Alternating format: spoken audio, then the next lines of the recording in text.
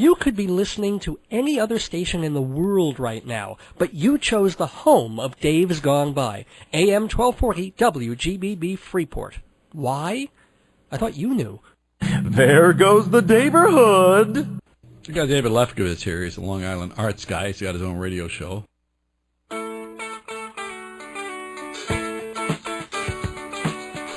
Greetings from Long Island, where every highway is a sunrise. It's time for Dave's Gone By, an hour of comedy, talk, and music brought to you by Total Theater, with your host, Dave Lefkowitz. You've never heard anything like it, so sit back, relax, squeal if you must. Here's the host of Dave's Gone By, Dave! Tropical hot dog night. Like two flamingos in a fruit fight. Every color of day, whirling around at night.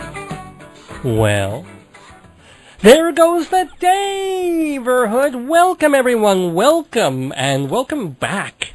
To me, anyway. I'm saying welcome back to myself because I've been gone for a few weeks from these hallowed halls of WGBB Radio. I'm Dave Lefkowitz, and I do a little show here called Dave's Gone By. I've been doing it since October of 2002, and we've done 308 of these little babies, and we're doing the 309th tonight. It's called L.A. Express, because while I was gone from here, I was spent nearly 2 weeks having the absolute time of my life in Los Angeles. I'm going to tell you a little bit about that, not just so much to say, ooh, look at me and look at all the wonderful things I did, but just to throw some things out there about the future of the kind of thing that I do and my fellow critics and colleagues and writers and journalists and radio people do and perhaps should be doing. So stick around for that. I know that sounds drab and kind of dry, but hopefully I'll be able to moisten it for you. And speaking of moist, let us not forget my wonderful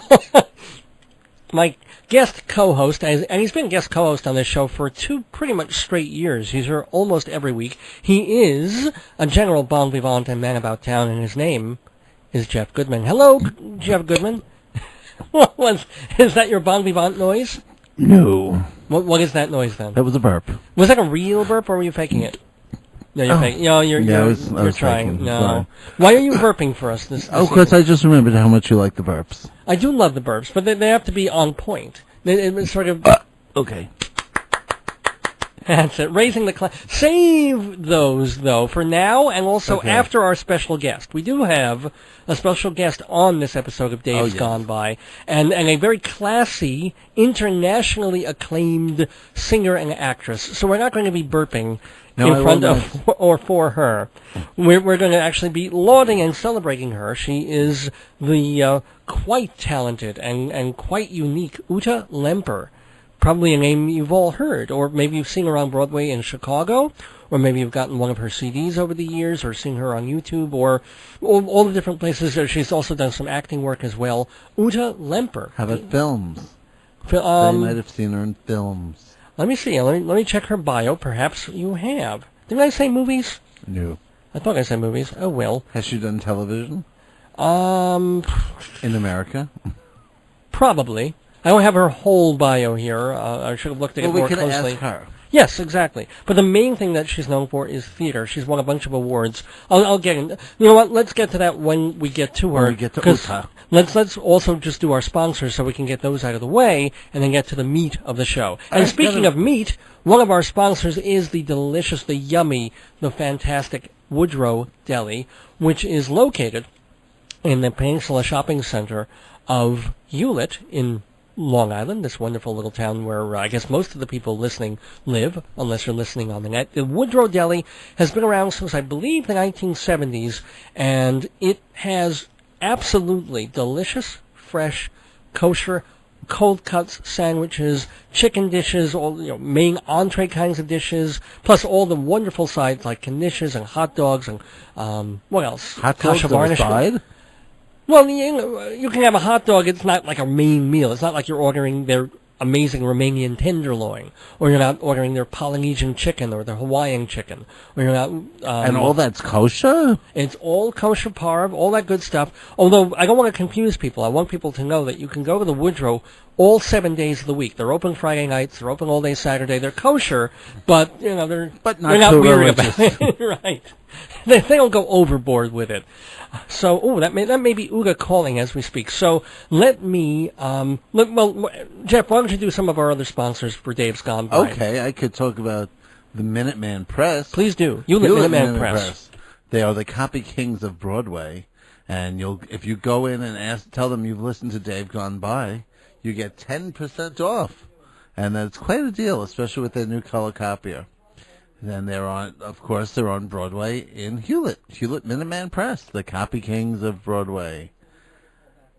And then we have Dave's little ditty paper there, the Performing Arts Insider, which is all about theater, everything you'll ever want to know about theater. They are the Encyclopedia Britannica of theater. I'm talking about the Performing Arts Insider. Okay, great. And did we get to Fancy Schmancy Balloons? No, we never do. What's the phone number on that? 516-797-3229. 516-797-3229. Fancy Schmancy Balloons, which you own and operate, and which does amazing work for parties. You make balloon archways and centerpieces. You make a party look like a party. Yes. What's your logo? What's your Don't motto? you deserve a fancy schmancy party? Don't you deserve a fancy schmancy party? Okay, cool. We got those sponsors out of the way. Just want to tell everybody to go to davesgoneby.org for all the information about this show. Also, our archives. Literally dozens and dozens of shows are there, free to listen to anytime. Just going to davesgoneby.org and all sorts of stuff there. So please check that out.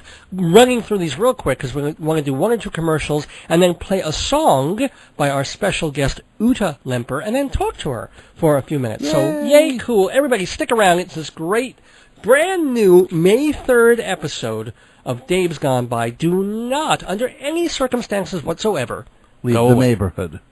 The neighborhood. Okay, so your business proposal has been typed, proofread, photoshopped, and given a nice cover. Now, all you need is 20 spiral-bound copies, plus 1,000 printings of your latest brochure. Your Xerox can't do it. Your mailroom can't do it. Hewlett Minuteman Press can do it all. Your one-stop printing shop, Minuteman, 1315 Broadway in Hewlett. Open 6 days a week, 10% off for Dave's Gone By listeners. Family-owned Minuteman. Their service can't be duplicated.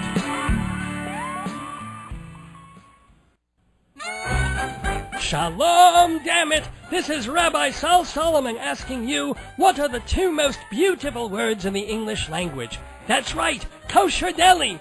Actually, kosher isn't English per se and delicatessens from the German, but screw that! Kosher deli, pastrami, corned beef, roast beef, tongue, brisket. If you have a good kosher deli, you're set. Well, I have a great kosher deli, the Woodrow, in the Peninsula Shopping Center of Hewlett, Long Island. Open 7 days, even Shabbos. Everything freshly made in the store, available for catering and private parties. The Woodrow, 516-791-4033. 791-4033. The Woodrow, words cannot express.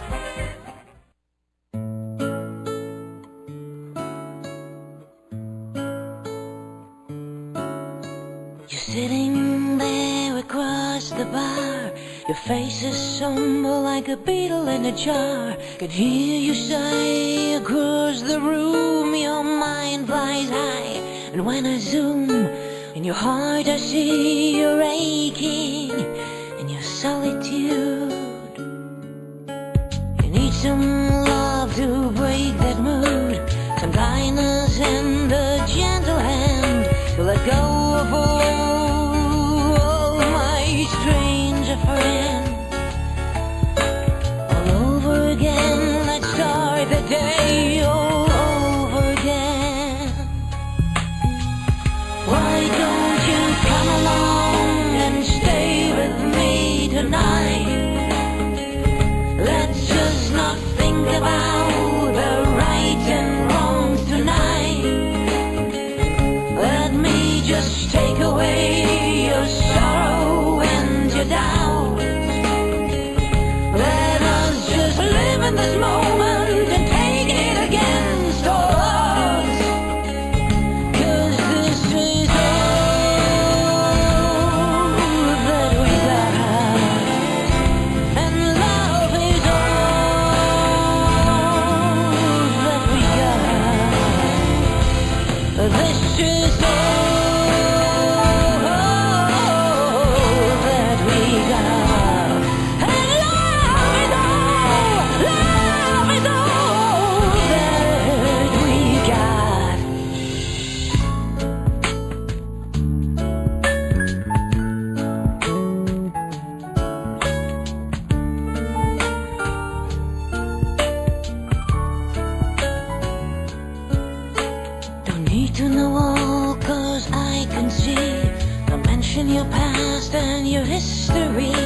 Let's talk about now and the future is last.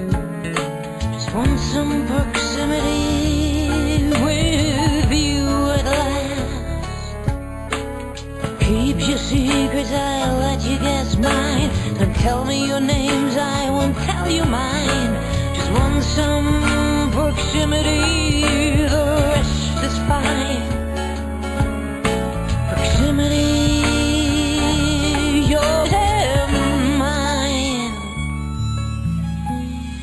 Why don't you come along and stay with me tonight? Let's just not think about the right and wrongs tonight.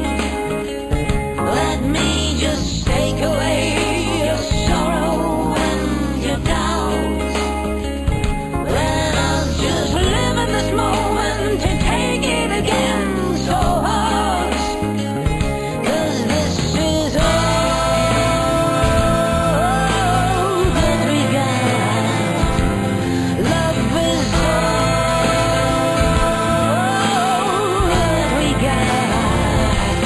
This is all that we got. And love is all that we got. Why don't you come along and stay with me tonight? Stay with me.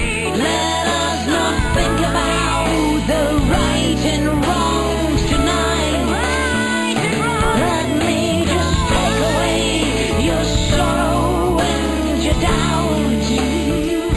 Let us just live in this moment and take it again so hard. 'Cause this is all that we got. And love is all that we got. And this is all that we got. And love is all that we got. Let me tell you all that we got here tonight on Dave's Gone By. We got, well, me, I'm Dave Lefkowitz. But I'm here every Sunday night for Dave's Gone By. We've got my guest co-host, Jeff Goodman. We've got some really cool new music from an artist named Ute Lemper, who is an internationally known singer and now a songwriter as well as an actress. And we've got Ute Lemper on the phone with us right now. Ute? Yes. How are you feeling, by the way? Well, actually, I'm a little under the weather right now. It's hard with 3 kids. One of them is always sick, and my little one, my 3-year-old, has a super flu this week. Thank God it wasn't the swine flu. I was going to say, touch of the swine flu. No, it wasn't. Thank God it was just a cold, but it like hit me right away into the throat. And this morning I woke up and said, "Oh, okay. Thank God I don't have to sing today." So it hit me a little bit on the vocal cords today. But I guess it sounds a little rusty and crusty, but not bad. Actually, not at all. You sound. I mean, I wouldn't know what you normally sound like on the telephone. A little brighter, I would say. So we have a somewhat dimmed Ute Lemper with us, which is not so. Not. My mind is right up there, awake and on flame. Well, let's see. We'll see. Let's test the flame of Ute Lemper's mind. I'm sure it's actually pretty darn bright. Let's start kind of at the beginning. The thing that may shock people a little bit who think of you as, I guess in quotes, a chanteuse or a Broadway star. I mean, let's also tell the audience that you're the winner of the Molière Award in France for playing Sally Bowles in Cabaret over there. You won an Olivier Award in London for playing Velma in Chicago over there. And in America, you won a 1994 Billboard Magazine Crossover Artist of the Year Award. So not too bad. Some nice international stuff going on. What people may not realize is that for all this kind of high-toned modern pop and all the Kurt Weill stuff that you do, musically you started as a punk rocker. Well, to tell you the truth, that is actually not true, and this is kind of a rumor which was made up by some journalist who thought it would sound more interesting to call me a punk rocker than a funk rocker. It was actually in the 70s in Germany in those years. I had a rock band, but we did funk music, not punk music. Oh. One of you guys twisted this over the years and thought it would be more interesting to imagine me, with a funny hairdo and, pierced whatever I needed to be pierced with. But it wasn't. I loved the great music of the 70s, the funk, the R&B, and... So did you cover, like, James Brown and people like... Well, yeah, anything from Al Jarreau to the Earth, Wind and Fire, Joe and Amma Trading, Joni Mitchell, just the great. It was really. I was a teenager still, and we just had fun making music and going out at night in the clubs and performing it, and it was of course a great and wonderful time in music writing and a great just a wonderful period of music. So it was just for us fabulous to just copy that stuff and for me to learn my craft in those years. But it was, the whole thing is a long journey, and if I go back all the way there was a lot of stuff after it. Definitely for me as a young person in Germany growing up there, trying to find a musical identity, and I did find this later on when I became an actress with the German repertoire of the Weimar Republic, the 20s, the Kurt Weill, Bertolt Brecht, the Berlin cabaret songs, the political satire of those years. That was defining in those years my musical identity somehow. And from there on, then my many years in Berlin, of course, that was a Berlin throughout the years of the Cold War. Still a very different Berlin than the Berlin today. Actually, I do kind of want to break in there because in doing that kind of music from the Weimar era, did you have any kind of difficulty or discomfort from audiences doing that material in Germany, in Austria? Was it sort of like, let's forget everything that happened up until 1946? It's an ugly question, but... Well, this was the music from the pre-war time, and most of the composers were the Jewish composers and those who were exiled by the Nazis, so it was the oppressed music by the Nazis. So this was something definitely worth it to revive and to go back to the pre-war history, because this incredible cultural explosion in the free rolling 20s, those 3 years before the Nazis censored everything, were, shattered. This period was shattered, and it, everybody left Germany who was, creative in those years. And no, it was a strange time. Definitely, there were many questions unanswered in Germany in those years. 70s was absolutely, a time of a vacuum, cultural vacuum, and people did not want to speak about the past. And our generation never got the answers. We were very angry and very numbed at the same time about this, the absence of dialogue about the past. Yet in the 80s, things changed a little bit, and in 1987, when I recorded my first album, Ute Lemper Sings Kurt Weill, yes, Weill was not, Weill was appreciated in Germany. The Three-Penny Opera would be played in every state theater. Mahagoni Brecht was definitely a classic writer and was read in the schools, but it was not used as a tool to start a dialogue about the past, I would say. But internationally, when I started recording this music and suddenly it was played in all the universities, the German language was embraced somehow, and not, the stigma of the Nazi time a little bit was pushed away out of the way to rediscover this music. It was interesting that it really was suddenly in the 80s, late 80s, not yet before the fall of the wall, before 89. Suddenly the world was ready to talk about this again and to revive this pre-war music. And why do you think that you personally connect with the works, especially of Kurt Weill, and also maybe it's also that you're so perceived as being connecting with it? Well, definitely because I guess I am German. I'm German of a post-war generation, and it's kind of course, important to hear it in its original language, and to hear the European songbook, the German songbook, traditionally, and the way it was presented, and in those years I was very young, and it was perfect for me, this repertoire. I felt a lot of sympathy and connection to it. Brecht, in those years, he wrote almost like an activist, like a politician, like a philosopher. It was about the rejection of fascism. It was about democracy. It was about corruption. It was about freedom of expression, freedom of sexuality.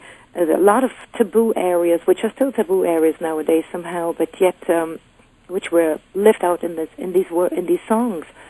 And I felt great as a young German to sing these songs. It was something to bite your teeth and to feel spiritual about. And yes, I mean, you can carry that repertoire somehow into the new millennium. I mean, now that I'm older, I still enjoy very much. It's very entertaining and very, very rich, this repertoire. And it's something which doesn't exist somehow today. So it's wonderful to live in this niche of music and to keep it alive and to reinvent it with new arrangements, to keep it musically contemporary, and yet as a message and as a mission, it still is an everlasting and eternal mission for me to keep this alive. Wow. Keeping the music alive is Ute Lemper, who has a new album out. It's called Between Yesterday and Tomorrow. We heard one. Sorry? Sorry, I'm just clearing my throat. Oh, that's an extra track on the Blu-ray version. You can hear Ute clearing her throat live for us. And it's going to be released on May 5th, so it's this week. Congratulations. Available on iTunes and Amazon and all that kind of cool stuff. You can get to it from your website as well, I think, utelemper.com. Yeah, it's actually, the label is an Exos, and you can get the hard copies, I guess, in Barnes & Nobles. And, there's not much record stores anymore nowadays, but right. Whoever sells them probably will sell that too. So, one thing that also may interest people about this record is that most of the songs were either written or co-written by someone named Ute Lemper. Yes, actually, all of the songs except the bonus track are written music and lyrics by me, and I've been doing this for a while. I was inspired by the album I did in the year 2000, which was Punishing Kiss. Punishing Kiss, Right. where I was singing the songs of Tom Waits, Elvis Costello, Nick Cave, The Divine Comedy. It was suddenly that I was in a more contemporary area of music, but all those songwriters yet have been inspired somehow by Brecht and Violent Deceit and the whole, a tradition of writing more retata ballads, songs which are telling stories about people who go through hell and then survive and somehow have the last laugh and laughter. Definitely the murder ballads by Nick Cave are very much influenced by by Mac the Knife and the Three Penny Opera Murder Ballad. If we end up going long tonight, I'll probably play Little Water Song off Punishing Kiss, because that's a great performance. One of my favorite. Yeah, it's things a great of yours. song, and I mean, I was honored that these guys would actually write these songs for me. Sent them over in a little cassette.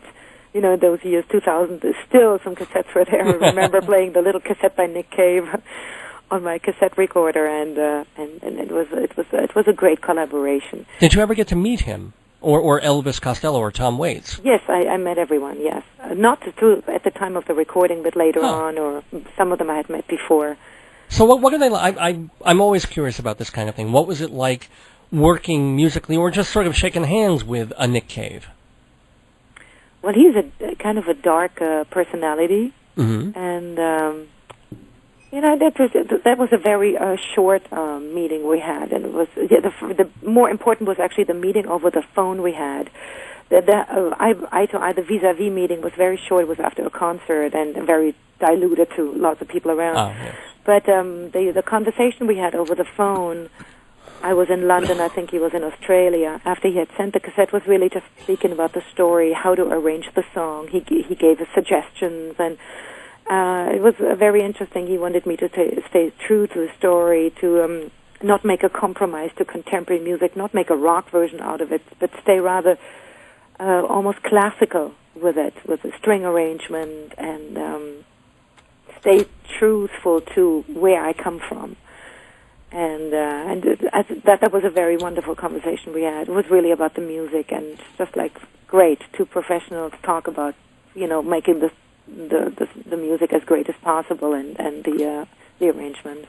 And since we're talking about other folk songs, and I'm definitely going to play that song when this when we end this conversation. I literally got the CD in front of me, so we'll play Little Water Song when we've done talking. But meeting Tom Waits, who's arguably the greatest living working songwriter that we have right now. Well, Dylan's still around, obviously, but and so is Stephen Sondheim, but he's up there. So what was he like?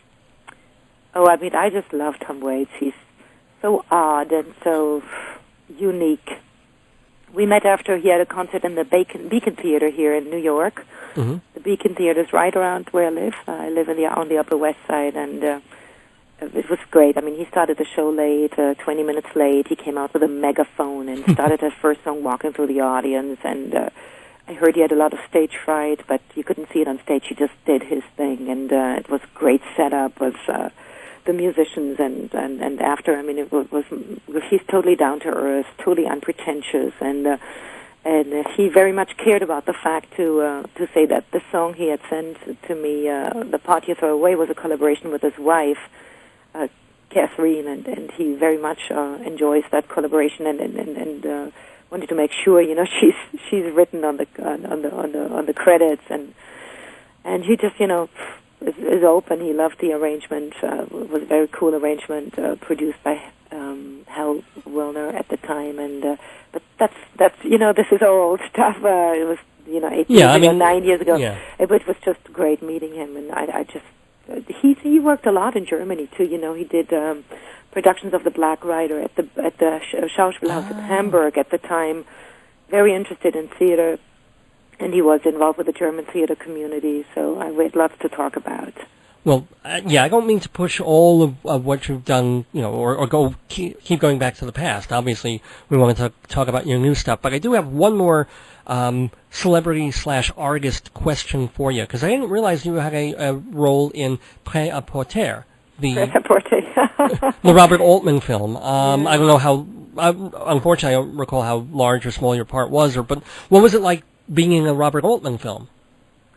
Well, that was an extraordinary production. It was 1994 in Paris, and the American name of the movie is Ready to Wear, I guess. Right. Yeah. And I had met him a few times before, and at the time, you know, the movie was pushed further on, postponed a couple of times, and I was supposed to play an agent, a model agent in the movie, and then it was moved ahead, and 9 months later. You know, when the movie started, I said, well, as a matter of fact, I'm pregnant now. So, and when this movie, well, actually, my scenes, I was actually 8 months pregnant. So, ready to pop. And he said, okay, I'm going to write you a different part. You're a pregnant model in the movie. And at the end of the movie, you have to come out on the catwalk and naked. Naked, right. As the naked, high pregnant wife and bride. So it was extraordinary production because every movie star was in it from, well, I think Kim Basinger was in there. Kim Basinger and Julia Roberts and Tim Robbins. Well, you didn't get to see all those people naked, by the way, just in case you're hurrying to your Netflix to put that up. But you do apparently get to see you 8 months pregnant. Yes. What was that? I mean, were you nervous or were you just like, you know, you're European? So. Well, I thought actually I was very beautiful being pregnant. I thought it was extraordinary state of the art to be a pregnant woman. It's just such a wonderful, rich time of life. It goes by so quickly. I mean, I was pregnant with my son, who, by the way, turns 15 next week. Yay! And he's 6'1" now. So, yeah, you know. Well, thank God he wasn't 6'1" then. That would have been really painful. Yeah, no, I mean, it was. I felt four legs walking down the runway. You know, what I didn't like to show was, you know, my breast in those years, and I had the big bouquet of flowers in front of my breast. But the rest I thought was the most beautiful thing, the big belly, and you know, I had no problem with that whatsoever. So that was not a big deal for me. And working with Altman, was he crusty? Was he lovable? Was he a majesty type, or was he just sort of a fly on the wall? What was his modus operandi? He had a big authority. He knew exactly what he was doing. He had, you know, these were big scenes with lots of actors on the set, almost like Peter Greenaway. When I worked with Peter Greenaway, did the same way. He just disappeared in his room, but he had before that organized like a stage director every single part of an aspect of the scene with multiple parallel actions and very specific. People knew specifically what they needed to do, where to go, and he was just a great visionary. And then he saw the room was filled with people, and everyone had exactly their purpose and their direction. And then he came out at the end, and the camera. There were 3 or 4 cameras shooting at the same time, and he then at the end, put it all together as a master. Wow. Speaking of directing and stage work, I'm kind of wondering how much time and effort you have to put into, quote unquote, your instrument at this point. Like, not only are you a singer, but if you're in Chicago, you've still got the body. You're a dancer as well. So, how much time do you spend, if any, taking vocal lessons or doing warm-ups daily, or how much do you spend on the body, doing dance or yoga or whatever else it is you might do to keep yourself up? Well, on the body, I don't spend that much time anymore. I used to be definitely a dancer, and for 30 years I've been in the ballet classes and keeping the body fit and staying on. But really, what keeps you fit the most is just doing concerts, doing your performances, just being in the routine, being fearless, and feeling like you're in your living room when you're on stage. That means really being as free as you possibly could be as an artist, but of course it means that you have to have your instrument under total disposition. Control is not such a great, but disposition. The instrument has to go there where you want it to go. And nowadays when I do concerts, I definitely, my instrument, my vocal cords are, and my voice, my projection, my imagination, my improvisation, everything has to be, to my disposition, and so I can just have fun. And that's the main purpose of my concerts, is also to give me fun, to just enjoy it, to these 2 hours at night with my musicians, this ping-pong game back and forth, to create situations on stage with, like, where I can get goosebumps myself, my hair stands up my neck because I'm so excited. Something is so truthful, and the stories I tell are so, purposeful and large that everyone in the audience can identify with it. And some of them are very sad, some of them are very entertaining and fun and provocative. But it's a great ride in a concert situation. And I have my record release concerts here in New York in the Poisson Rouge, the club downtown, on the 9th of June. For anyone who wants to, see these new songs performed. It's 158 Bleecker Street, Le Poisson Rouge, the red fish. Quite an interesting name for a place. It's I didn't realize this. It's where the Village Gate used to be. Right. So it's pretty easy to spot. It's right near the West 4th Street subway. June 9th is when you'll be doing the New York kind of album release concert for it. Yeah.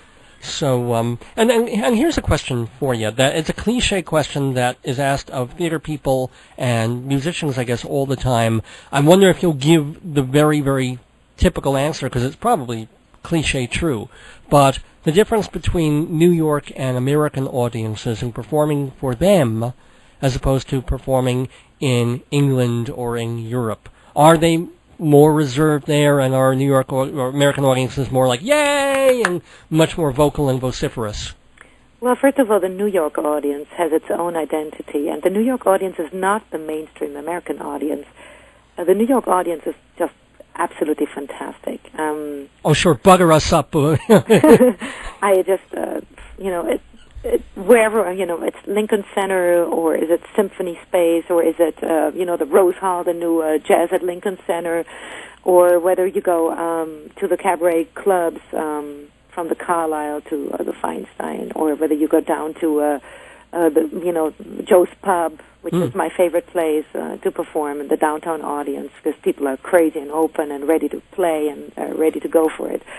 The different setups of audiences, downtown is really the most lively audience, I would say, but highly educated, highly international audience. They speak multiple languages. I can really perform in any language, the French, the German, the Yiddish, the Arabic, the Spanish, the Italian. I mean, people just totally are international here, and it's a wonderful place to take people here in New York on to a European journey.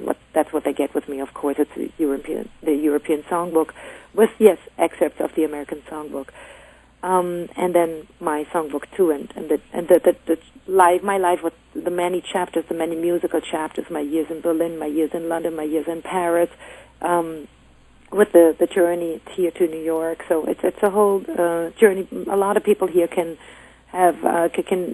feel the sympathy with my journey because they have taken the same journey somehow from somewhere in the world, from some place in the world, or maybe if it wasn't them, it was the generations of their parents.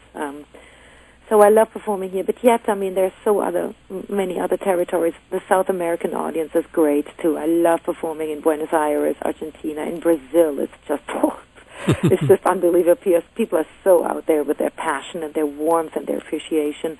The Mediterranean audience are fantastic, too. Spain, Greece, Portugal, Italy. And then it gets a little cooler when you get to...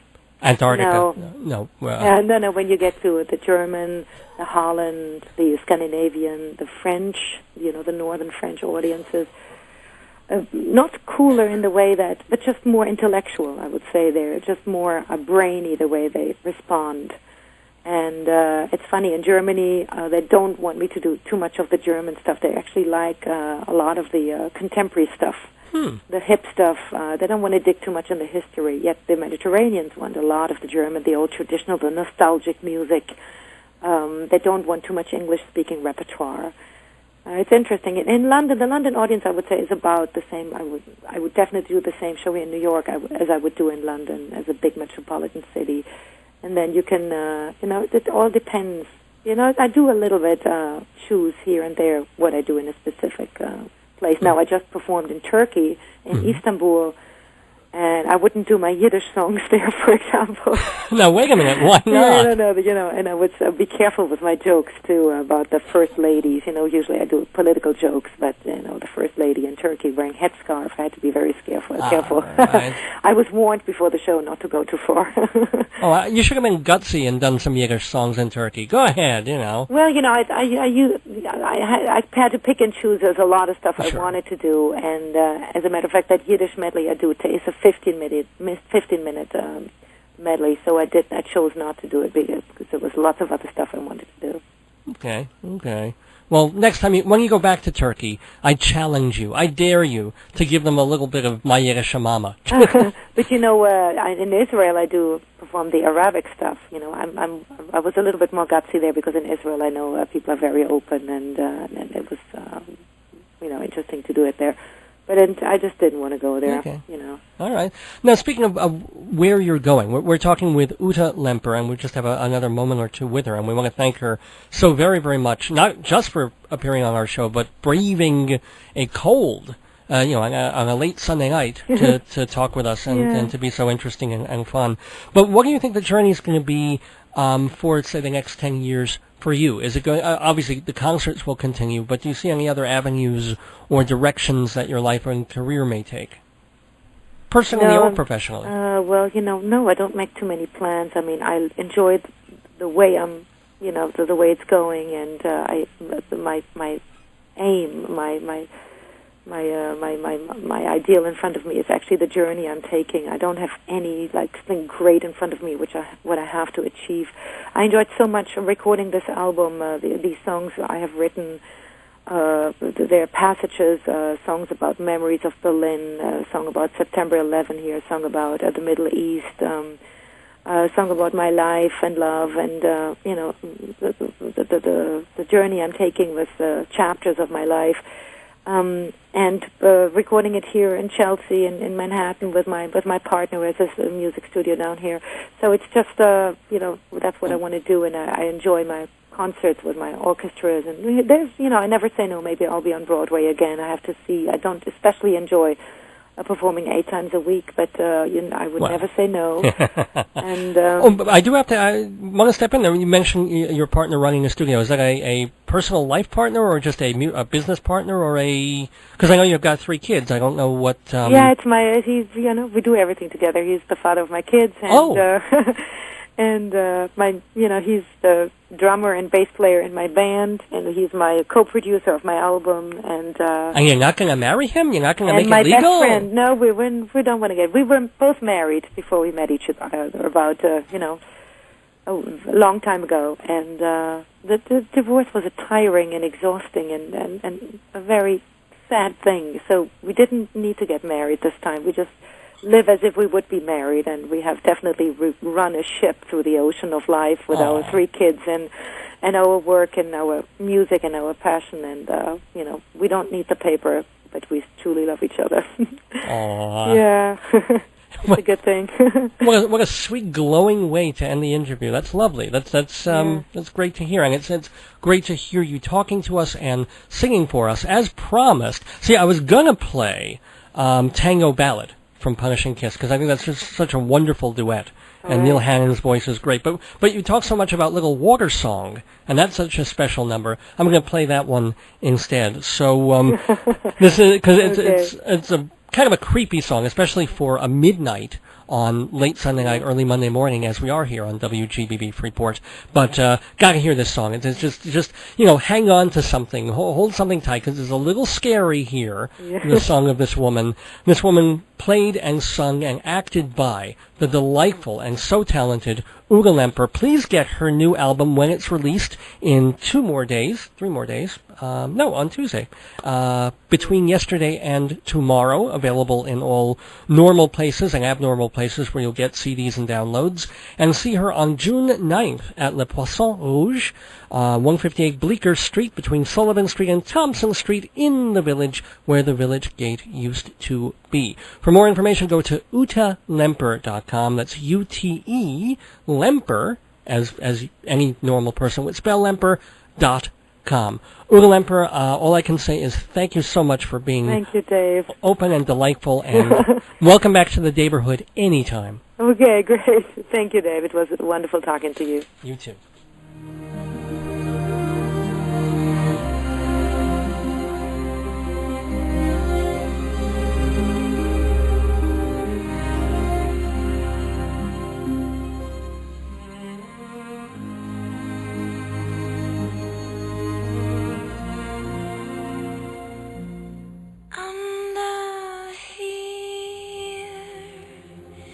You just take my breath away. Under here, the water flows over my head. I can hear the little fishes under here whispering your most terrible name. Under here, they've given me starfish for eyes, and your head is a big red balloon. Under here, your huge hand and heavy on my chest. And under here, sir, your lovely voice retreats. And yes, you take my breath away.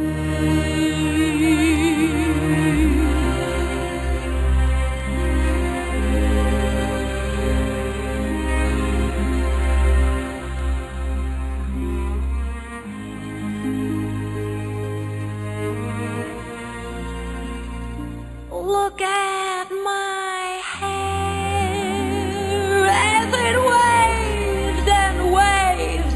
Sir, under here I have such pretty hair.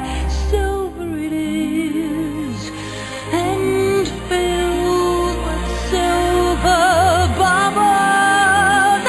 And under here my blood will be a cloud. And under here my dreams are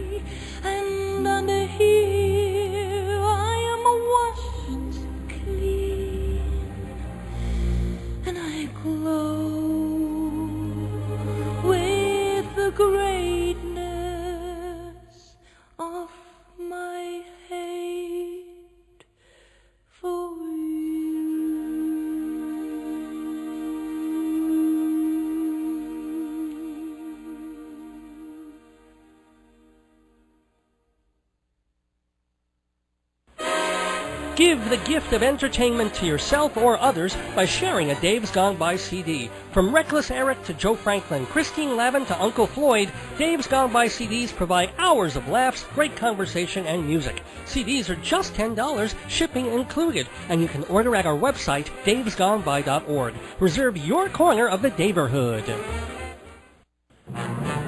Inside Broadway, brought to you by Performing Arts Insider and TotalTheater.com. Oh, honey, make sweet love to me. Huh? Can't you put down that stupid book? In a minute, dear. You said that 20 minutes ago. What's so special about marriage, babies, and the end of the world? Well, it's a collection of plays by radio host Dave Lefkowitz. Why do you want to read a bunch of plays? Because they're hilarious. How'd you even buy that book? Online at davesgoneby.org. $20.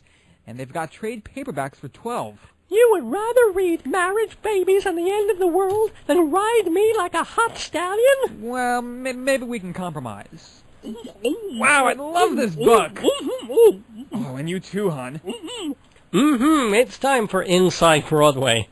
That's quite an interesting lead-in to this segment, which is all about the Broadway theater, and off-Broadway and off-off, but it's very definitely Broadway-ish this particular week, because this was the end of the Broadway season. How fast it went. May 1st, I think, was the last date that any show could open and still be considered for Tony nominations, which are coming out.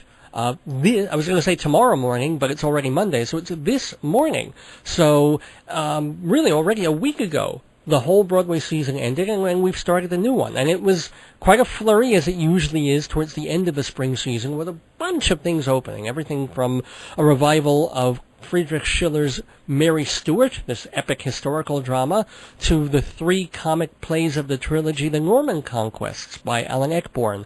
Or you had the Dolly Parton musical, 9 to 5, opening, as well as a much smaller and darker musical called Next to Normal. And you had revivals of old plays like Accent on Youth by Samson Raphaelson and The Philanthropist, which is a play that goes back even further than that.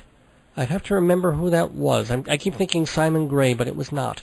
Anyway, all I'm saying is there was just a bunch of stuff in the beginning of the season and at the end of the season, as there usually is, and then some things popping up here and there in between. Pretty good season, if you ask me, and I think we've seen a lot of quality work, especially over the last few weeks. So, first of all, the Tony nominations, as I said, are going to be announced tomorrow, and so here are some of the big questions, the things that everybody's going to be waiting for. I mean, we kind of sort of get the sense of what will and won't be nominated, but it'll be interesting to see, like, for Best Musical, it looked for most of the season that Billy Elliot would have things locked up. It was really good, it's really big, and it's really, really popular. And so didn't seem to have much competition, except What's This Pesky Fly knocking on the door, the way flies do tend to knock on doors. I gotta watch my metaphors there. 9 to 5, the Dolly Parton show, which got amazingly good reviews. Lots of also going to be probably quite popular with audiences, and got a lot of nominations in like the Outer Critics Circle and the Drama Desk as well. Shrek got a lot of nominations too, but I don't hold out much hope for it winning particularly many Tony Awards. But that's going to be an interesting matchup right there.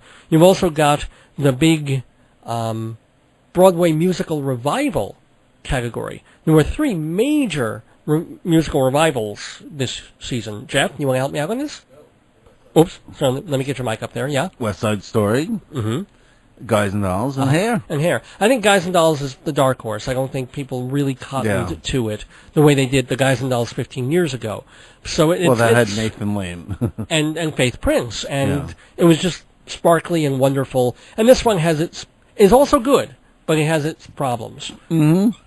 And it's really going to be West Side Story versus Hair.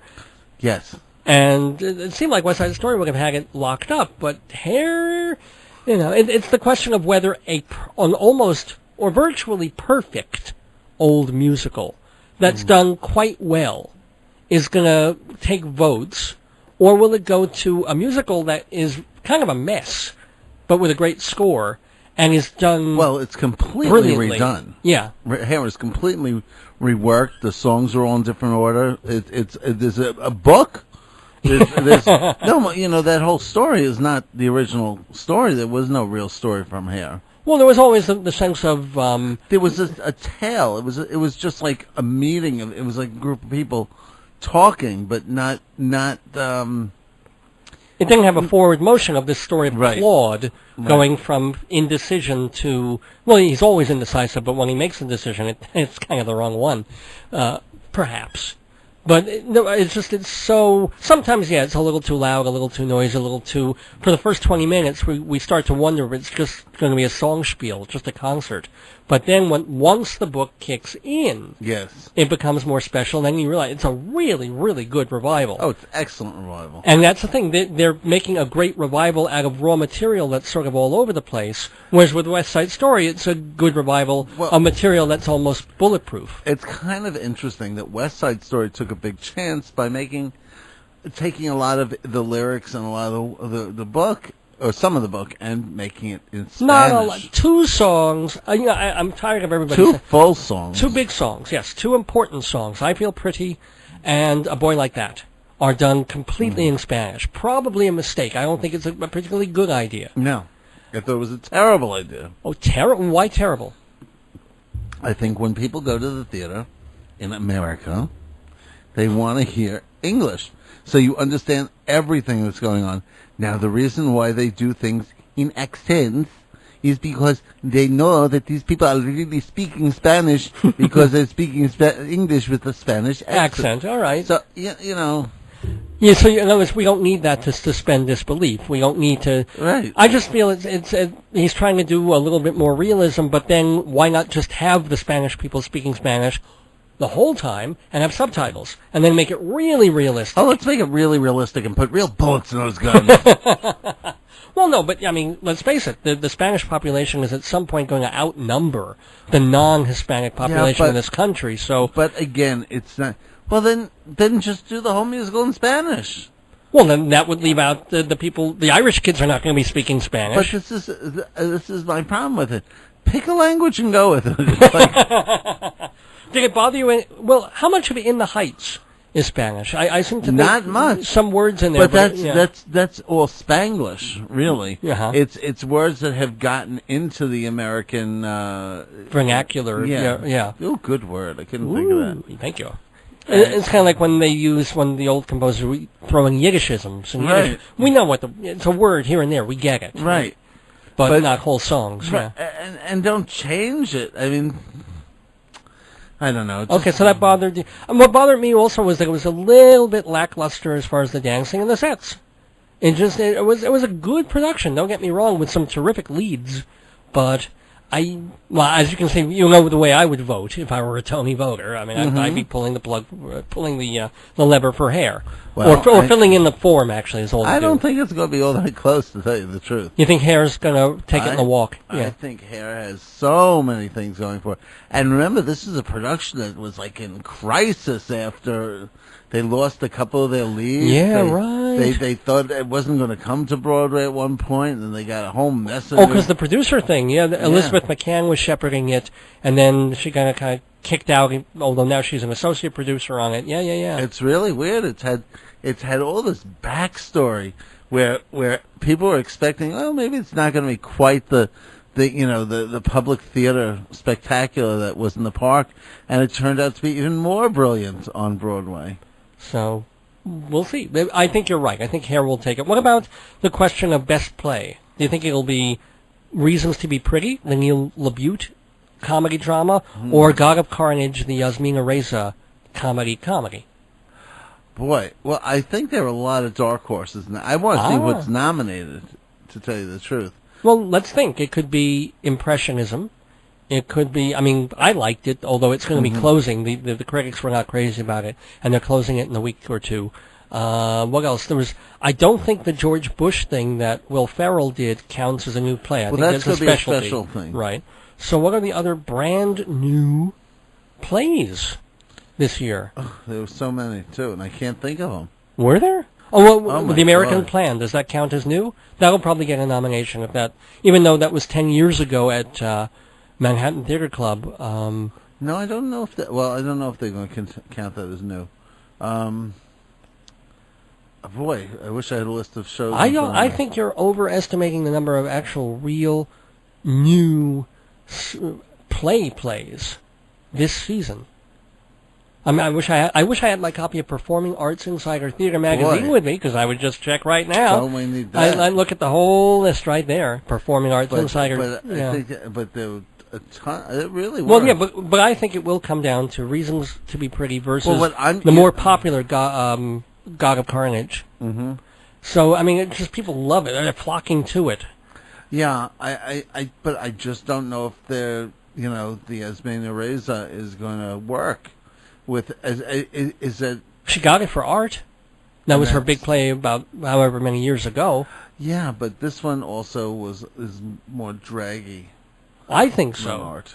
But audiences are going crazy for it, and the actors are terrific, and the critics loved it.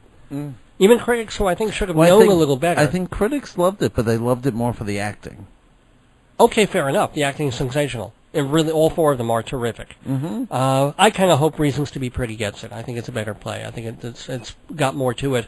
And I love the fact that the author, Neil LaBute, improved it from when it was off Broadway. There was all this stuff in the New York Post that was reported, they're cutting it, they don't know what to do with it, they're taking out the intermission like they did with Impressionism, they're bringing back the intermission. Mm-hmm. What they did, maybe they were experimenting during previews and rehearsals. That's what they're for. They cut out 3 monologues that each of the 3 main characters has. Mm-hmm. That's what they did. They cut out about 12 minutes or so worth of monologue time and managed to put all that information into the fabric of the piece instead, which is exactly what a playwright should be doing.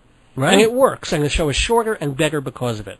So even for that, I hope Neil LaBute gets recognition for Reasons to Be Pretty. But we will see. And revival of play is really going to be unbelievable. Well, I'm surprised. A lot of people have knocked out Equus. They completely forgot about Equus. Equus is not, maybe if it opened later, but even that was not lauded.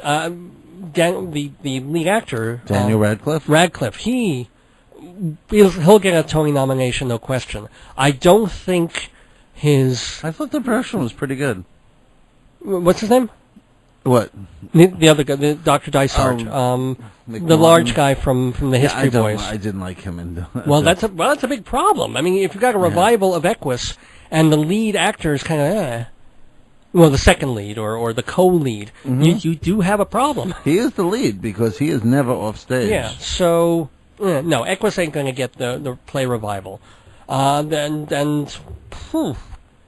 Maybe the Seagull. Good Lord, critics liked it.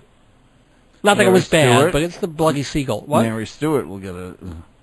That might be up there.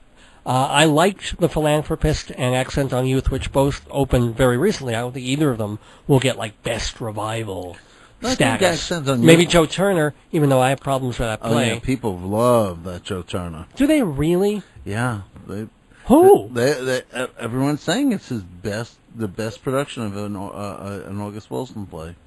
I would disagree to some extent. Although it's a very good production, it's certainly not the best August Wilson play. I know. Well, anyway. All right, well, we've got to move on, but here's the other one. Here's the one I'm excited about is lead actors. Because I've just seen this week alone 3 amazing performances. Bill Irwin and Nathan Lane in Waiting for Godot. And I don't need to see Waiting for Godot again, but it was worth it to see it, to watch what they do. And they're both terrific in their own way. I mean, Lane, of course, you're going to expect to be great.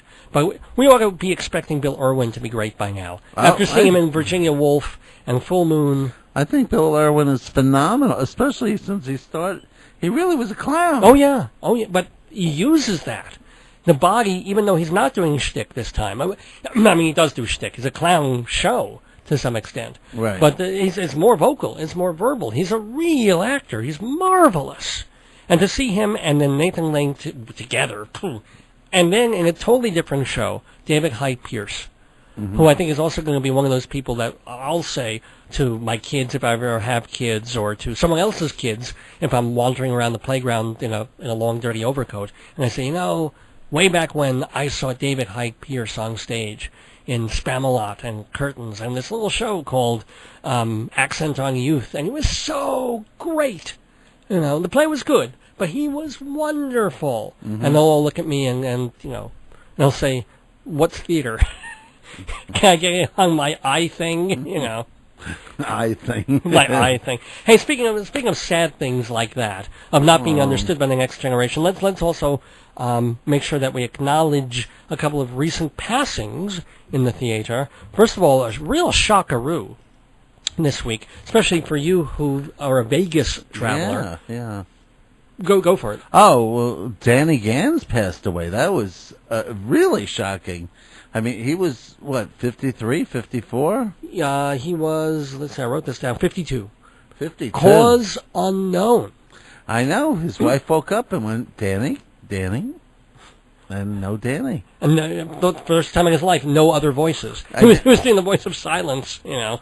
Yeah, that's amazingly sad. Really sad. I mean, a talented guy. He did one Broadway show.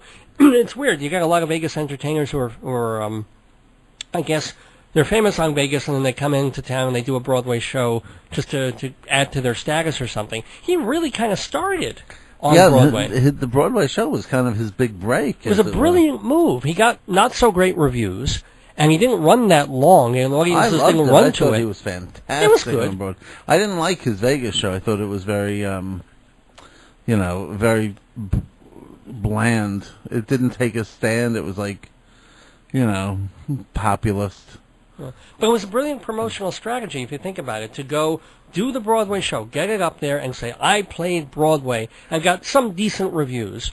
And then you come to Vegas as Broadway star Danny Gans. And headlined at the Mirage up until this year. Yeah, and then he moved to the what? The Entre... I think he moved to the Win. Oh, maybe. Okay. Or the Encore. Encore, that was the one. He moved to the Encore. The new Win property. Did you know he started as a pro baseball player? No, had no idea. Drafted by the Chicago White Sox. I don't know how much pro playing time he got, but he moved from that into doing what he did with the impressions and the voices and the comedy. So it's sad. It's it's a big of a loss. Oh, very much. Bigger loss though the week before. Unfortunately, we weren't here to say a proper farewell to Beatrice Arthur. Oh yeah. I mean, I guess the other testicle dropped, as it were. The other. It's funny, the mother, then the daughter in Golden Girls. Oh. Well, there are, that's true. And they reached the other two by phone, and they were pretty sad about it, because they were pretty close, And she also has a Tony Award for... Mame, was it? Yeah. And she was in the original Threepenny Opera off-Broadway. Yeah. And she was in Fiddler on the Roof, Get Out Your Cast albums with Zero Mostel. Yeah. She was the original Yenta the Matchmaker. Yes, she was. And, of course, we all know her first from Maude.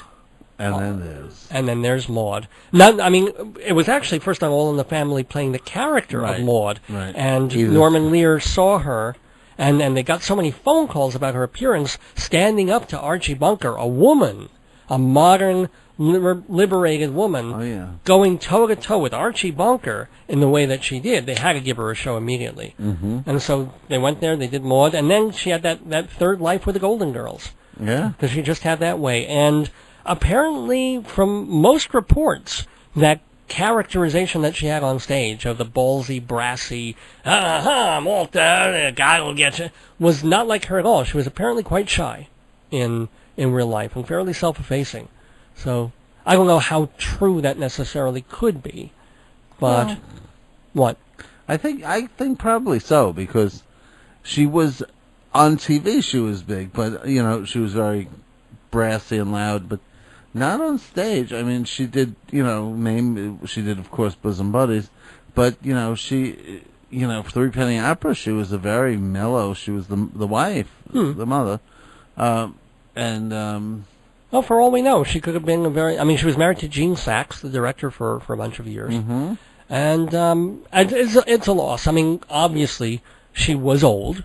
I wish she hadn't died of cancer. I wish it had been natural causes. The one thing I do wish is I wish her one-woman show the couple had been years better. Ago. Yeah. Well, she was following Elaine Stritch. Yeah. Stritch did that major Broadway show about 10 years ago at Liberty. It was directed by George C. Wolfe, and it was a revelation. She was so marvelous, and the stories she told were so personal and so well done, and then the musical numbers interspersed. So Bea Arthur came along and tried to do something sort of similar, but more of a light cabaret fair thing. Do some numbers, tell some jokes, tell some not very interesting generic sort of showbiz stories, and figure that she'd get the same response because she was Bea Arthur. And people were very polite, but it just was, it was a very blah, and people came to worship, and that's the shame. Because we were ready to love her to death. Oh, yeah. And when we came away saying, oh, well, it was great to see Bea Arthur, but why didn't they push her? Why didn't she do something, Why didn't she tell the real? Come on, she worked with Zero Mostel. She worked with Norman Lear, the Golden Girls. She did these things, and, And she brings the piano player. She what was that? She brought the piano player. She brought the piano, whoopee doopie. So, whoopee doopie. It must be getting late. I'm using phrases like whoopee doopie. Well, whoopee doopie, we've got to push Performing Arts Insider Theater Magazine, and then I'll be back to talk a little bit about my trip to California, a theatrical trip, to round out this edition of Inside Broadway on Dave's Gone By, so don't go away. They say the neon lights are bright on Broadway, and you can see them shine off Broadway too. And if you love the theater scene, you need this special magazine. Performing Arts Insider is for you. Everything you want to know about theater, cabaret, opera, and dance. 516-295-1511. 516-295-1511 or performingartsinsider.com. PerformingArtsInsider.com, the place to find out about this wonderful hard copy magazine that's been around for 65 years and counting. Well, I have a little bit of time. I know people might be waiting for the gospel show. They're running a little late, but they'll be here in a few minutes. They'll be here. So, want to tell you just a bit about my trip to Los Angeles on your tax dollar. Thank you very much. But you know what? It's money well spent, considering what this government has done to bail out places like AIG and your local, conniving, thieving savings bank. The money that they gave to the National Endowment for the Arts in order to improve the state or move forward or change the state of arts journalism in America, I think is pretty sensational. What they did was they flew 23 arts journalists, theater critics, music critics. All these people were paid for by the federal government? Yeah. Through the NEA, and also through partially funded by USC, University of Southern California. Who else went? Name names. Name names? Oh, gosh, don't put me on the spot. You might not have heard of the people that I was with, but people like Chris Klimek, pardon me for mispronouncing, Alan Scherstuhl, Kelly Daly. I mean, these are writers all around the country, not just from New York. Right. And they write about the arts, and some of them are theater critics, some of them are music critics, or movie critics, too, and media people.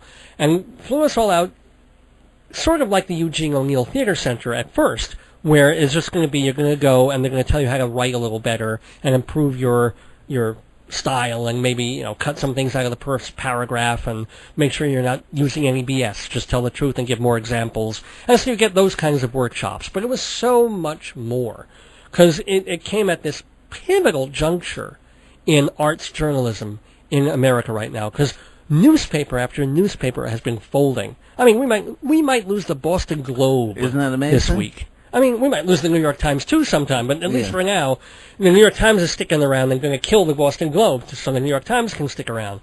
But, I mean, the Seattle Post-Intelligencer, I think, went out. I mean, just every day we would have a roll call, and we'd do like a death knell for another newspaper. Newsday's still here. Newsday's still here. And they're not dumping their excess circulation in the river anymore, so now we know exactly how many issues they're selling. and the whole paradigm really has changed. I mean, it's not as if it's news that the Internet has changed everything, but for some reason, even though all the newspapers got on the bandwagon and made sure that they had websites, and made sure that people could go to the websites and go to other places and buy subscriptions and buy, there was some kind of capitalist model there. They never figured it out. And they still never figured out what happened, and what was really explained to us is the reason all the newspapers are going is not that people aren't reading newspapers anymore, or not buying newspapers at the newsstand. It's simply that all the newspapers are owned by a few companies that aren't even local anymore, and they're just paying debt. These companies buy newspapers for billions of dollars that they can't pay back. And that's why it isn't that the newspapers are failing so badly or that nobody's advertising. It's the fact that everything is about debt restructuring. There isn't just this little local newspaper anymore. Oh, I see the gospel folks are here. I'm gonna table that thought because it's 12:29 a.m. here on this Monday morning. So Next week I will tell you more, or it might be the week after, depending on when I get back here, but tell you more about this whole NEA trip, because I get fired up about it, and I'd love to also take some comments of yours as well. But let me just thank the National Endowment for the Arts and USC and the wonderful folks there, like Sasha Anawalt, who runs the program, and her assistant Ariana Sikorsky, and all the mentors, and all the, you know what? I'll just tell you, it's wonderful now, and I'll get into more specifics next time. Let's get out of Inside Broadway, and then we'll wrap up the show real quick and finish off Dave's Gone By.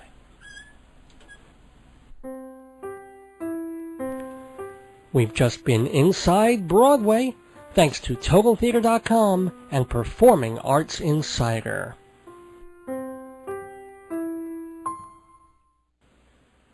When is Shalom Damagon? When is Shalom Damagon? That's all I ever hear. When is my TV show, Shalom Damagon? Well, go to ShalomDamit.com for all the days, all the times, all the channels. It's all there. ShalomDamit.com. Now you know. Please go.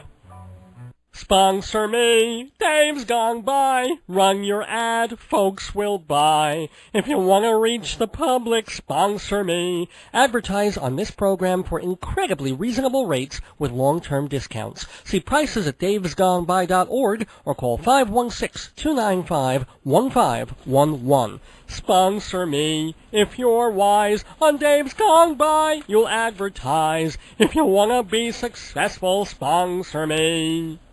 Dave's gone by, there goes the neighborhood. Dave's gone by, there goes the neighborhood. Dave's gone by, there goes the It goes so fast, even when we have extra time. I can't believe it's 12:30 already. It just zoomed by. I want to do some thank yous, first of all. Thank you so much to Ute Lemper. Please get her new album and go see her in June at La Poisson Rouge. For more information, go to utelemper.com. I want to thank also Janet Appel for arranging that interview. I mean, it went really great, so thank you so much. I want to thank also Joey Reynolds for having me on his radio show again just a night or so ago. I may play a little piece of that if I get a chance on an upcoming Dave's Gone By. For more information about this program, please go to davesgoneby.org, where you can see pictures and the history of the show and also listen to our archives for free at any time. Let's zoom through our sponsors. Jeff, help me out on this. There's the Woodrow Delicatessen in the Peninsula Shopping Center of Hewlett. Kosher, open 7 days.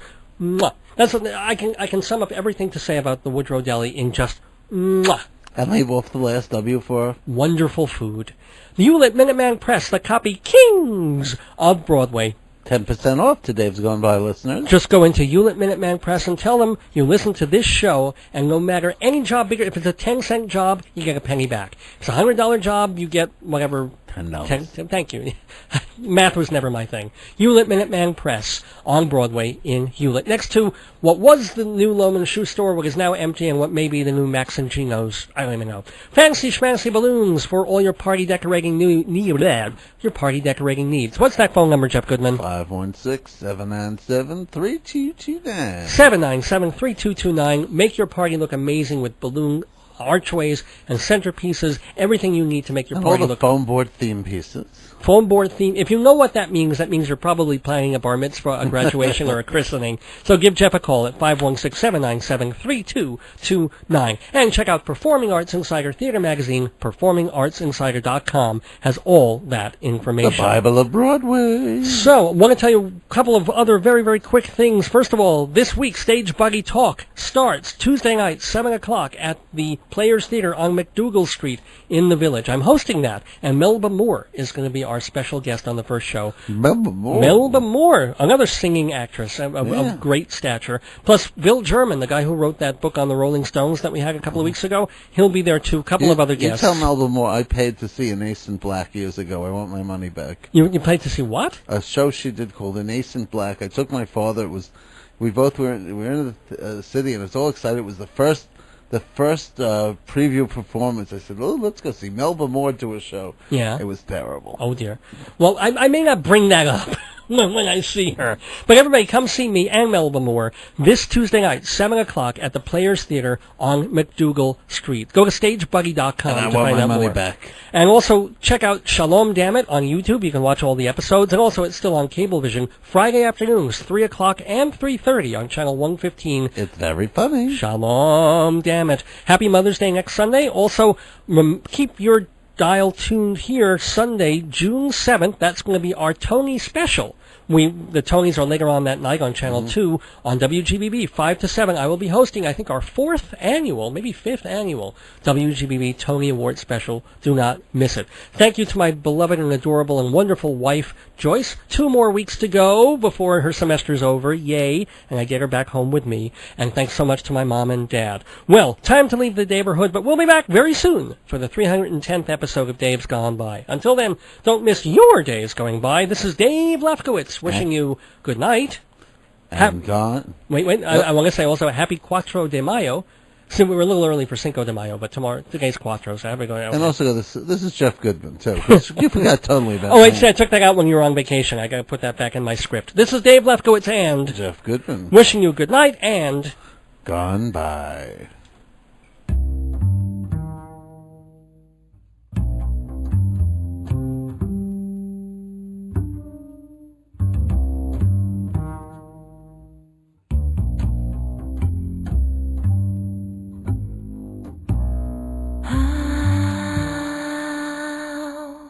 Can I start to tell you?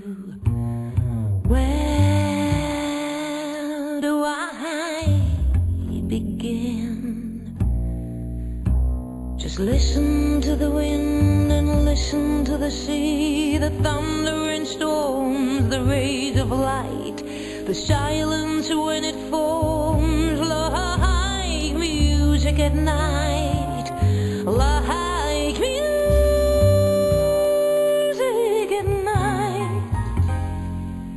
Like music at night. Like music at night. I try to shelter you. I always wanna be